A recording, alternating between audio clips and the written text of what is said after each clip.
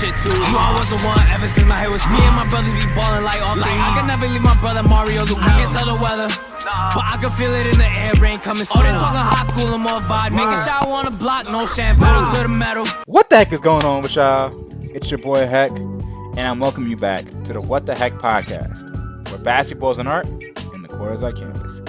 In this episode, we're going to be going over Zion Williamson dropping 40 points. Zion has been receiving a lot of flack because of him constantly being hurt, his lack of conditioning, and overall the media finding other things to nitpick up to be on his case. But honestly, there's a lot of things I can sit there and say about Zion, but the first thing I will sit there and say is when Zion Williamson is healthy, he is dominant. There is nobody in the league who can stay in front of him and can guard him. So before we get started, don't forget to like, share, and subscribe. And with that, let's get straight to the action, y'all. To give you a briefing about Zion Williamson is a 6'6", 270-pound athletic freak. There's nothing more I can describe him better than saying that. And I mean it in the most positive and the most endearing terms possible. The biggest thing about Zion Williamson, which makes him talented, is his elite explosiveness mixed with his size. Because even though I have him listed at 270, sometimes he be playing at 3 bills. But he doesn't move like it. It's terrifying. To keep it 100 with you. So, what are his strengths? Really good is fast, explosive. He's a matchup nightmare. The problem with Zion is he's a walking mismatch. If you put somebody who's around his size and they don't have the strength to keep up with him, and if you put around somebody who has the strength to keep up with him, they don't got the speed and quickness to keep up with him. So with that, he's having a walking mismatch. 1, 2, burst. When the more and more you watch this film study, you're going to realize how quick Zion Williamson is. It doesn't look like it, but he's moving fast. And 3, he's really good at finishing around the rim, especially primarily with his left. Now, what are his weaknesses? 1, durability. A lot of times, because he doesn't take good care of himself and he's very explosive, he's going to have a lot of nagging injuries. 2, shooting. He does not take a shot outside the paint this whole entire game. And 3, more importantly, if you watch him a lot, he primarily finishes with his left hand. And if you know he's going left, it makes it a little bit easier to guard him. It's still a weakness because it's very predictable. But hey, Zion Williamson is going to be interesting to watch. But let me know how y'all feel about this in the comment section below. But with that, let's get straight to the action. Gets the ball, hangs cross, takes 2 dribbles, gets 2 feet in the paint, rises up, shoot it over him. So the first thing I want you to understand something is look how far they're playing off of him. I don't know why Zion Williamson is looking to put the ball on the ground. I think it's the defensive game plan, it's coaching that they're telling him not to shoot these shots. But one of the lessons I want you to understand is basketball is a game of give and take. If you're giving up the jumper, you're also giving him a full head of steam to get to the rim. The way to guard him, in my opinion, would be to sit there and give him the Giannis treatment and have Sabonis shade him to help. If the Pelicans know what they're doing, they have him attacking from spots where it's very difficult to help. The left wing is one of them. Good shot. This is a good play from Jose Alvarado. Jose Alvarado is bringing the ball up. He sees that he has open space in the paint. Zion's man, I think it's DeMar DeRozan right now. He's playing too much weight on it. Zion feels this, so he's going to spin off of him. Like clockwork, he throws it up, good lay. Game time. Okay, so one lesson I like from Zion is watch how he gets downhill, goes into his chest, finishes off a 2, and shoots a jump hook with his left hand. Keeps it simple, nothing easy. Keep it simple. This is how I said they're supposed to guard Zion. So what they're doing is, this is called the Giannis. This is the Giannis defense. Is that he's helping. Valanciunas is Giannis' initial, and this guy is standing over. So what happens is, because these 3 guys are helping, because they know they can't stop him one-on-one, it's very important for Zion to hit the open guy here. He attacks, he draws him a little bit closer, and he hits the guy on the wing. Good shot. So the first thing I want you to pay attention to is how he gets the shot. Even though this is a goaltend, so technically he didn't make the shot, but it is what it is. Valanciunas is walling up. Now he feels that he's walling up, and he has all his energies going forward, so he's going to spin off with his left hand. He just missed the shot, but Lyles gets too thirsty for the rebound and hits the ball while it's on the rim. Goaltend. Malik Monk loses track of Zion on a stunt, gets chicken strips. One-on-one, Malik Monk knows that Zion wants to go left.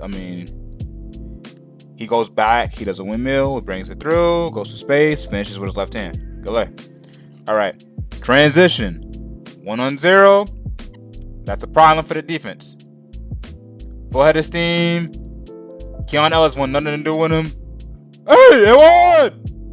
What Zion Williamson is going to do, he sees that Keegan Murray is the only person that's helping. So what he's going to do is he's going to do a quick spin. He's going to spin middle. And he's going to finish strong with his left hand and act like Keegan Murray is not there. One of the biggest benefits about getting guarded by the big man, as I previously said in my 1B video, if you beat the big off the dribble, that means in most cases, the person who's helping is not going to be able to block your shot. Sure enough, spins, goes downhill. He's beat. There's nothing Sabonis can do in this position. And now he's going to rise up. Hey, I won! This is a good basketball IQ from Zion Williamson and Jose Alvarado. So this is a pick and roll with Trey Murphy, I believe. Because it's a pick and roll, Keegan Murray has to play up on the ball. DeMar is out of position because he has to pick up the roller. Sabonis sees this, so he's picking up on Trey Murphy. Now, because Sabonis is helping, Alvarado sees that he has Zion. All he has to do is put the ball in space. So he comes up to space, gets the ball, turns the corner. He sees that Valanciunas is not in a position to cut this off. 2 dribbles downhill. Galay. Okay, this is why I say him having a left hand, him being left hand dominant is a weakness. Because if he was right-handed, he makes his way up. So he has Sabonis downhill, and the space is to his right. But he tries to double pump and brings it back down and allows Keegan Murray to block it. Good block. I think what happens is he lost sight of Keegan, but that's neither here nor there. Now he's giving Zion a full head of steam. He has help going to his left. This is Giannis. He shows like he's gonna go right. Euro says back left, Galay. What makes Zion Williamson very difficult to deal with is when he has a full head of steam and he's in transition, he is impossible to guard. Especially for guards. Trey Lyles guards him. He has Hawkins wide open at the rim, but he said, you know what, I'm going to score this. I'm going to do this myself. Attacks. Goes straight to his chest. Galay. And 1. Pick and roll. Jose Alvarado sees the action. He's reading here. So what he's going to do, he's going to throw a no-look pocket pass. Because if he stares it down, this is a turnover.